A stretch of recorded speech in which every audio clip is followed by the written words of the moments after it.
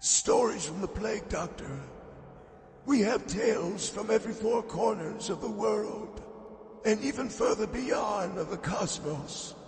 Come and stay a while. You'll find yourself not ever leaving. Okay, so this is going to sound weird.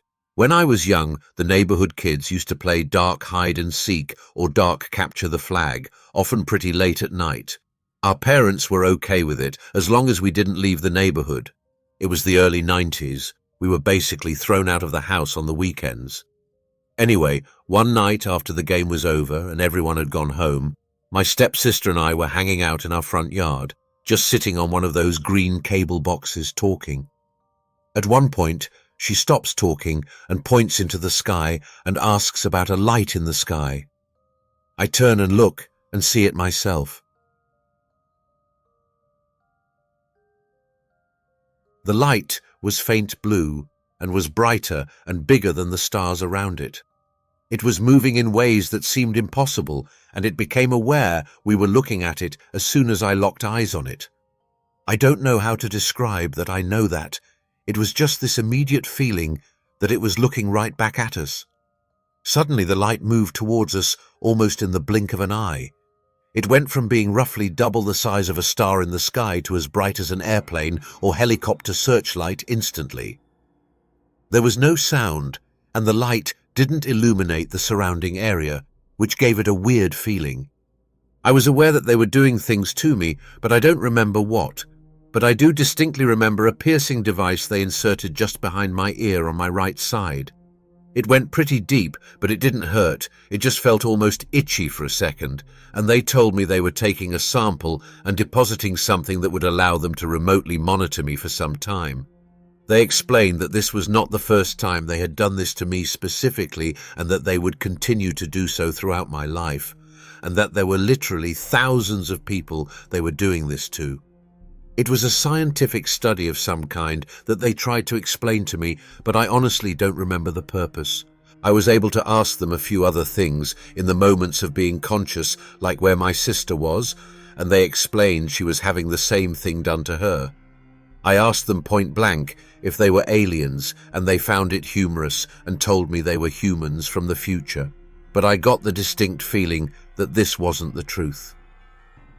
Again, I don't know how to describe why I thought this. It was just a different feeling when they told me this versus the other things they were saying. It felt like a lie or simplification of some kind. After some time of being out of it again, I became aware that my body was bathed in blue light again, and the darkness started to recede, and I was able to see the stars and the sky If this story had you on edge or piqued your interest, like and subscribe for more. again. I don't know how long it was before I really understood where I was, but at some point I sort of came to and realized I was sitting on the grass next to my sister in the neighbor's yard about 50-60 feet from the original spot. My sister came to almost at the same time. We both immediately looked at each other and then to the sky, and the light was gone, but the sun was coming up. It was then we realized it had been hours. We didn't really talk about what happened. We just felt the need to go inside and go to bed before we got in trouble. It was years later before I ever spoke to my sister about that night, and she remembers much less than I do. She remembers seeing the light, being blinded by it, and then feeling weird, and then waking up beside me. To this day, she has explained it away by us seeing a helicopter in the sky and just falling asleep because we were tired. She won't discuss it beyond that. I honestly had forgotten about this event until 2 years ago when my wife mentioned that I had a spot behind my right ear that kind of looked like a burn mark or a scar, but also like a pimple, mole. She likes to pop things and was dying to let her try to pop it. When she reminded me of it, the memories of the event flooded back into my head, and I was a bit emotional. When she reminded me of it, the memories of the event flooded back into my head, and I was a bit emotional, but agreed to let her mess with it. She tried to pop it, but said nothing came out.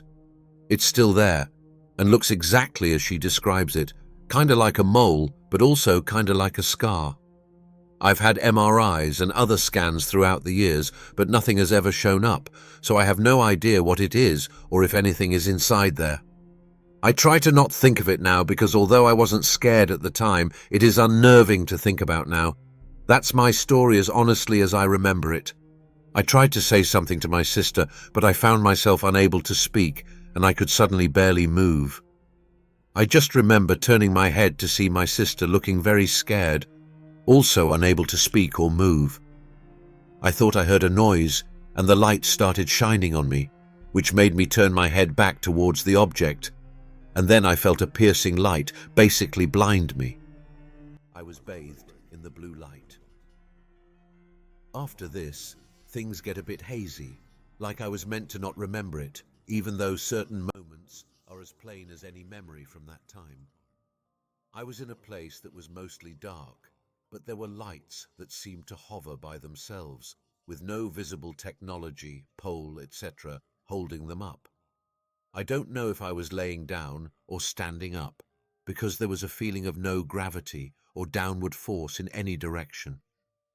I remember interacting with an entity that was human-esque, but seemed to be different, like a beautiful person, but they had no male or female characteristics, completely androgynous, but with a very symmetrical and smooth appearance to the face and body.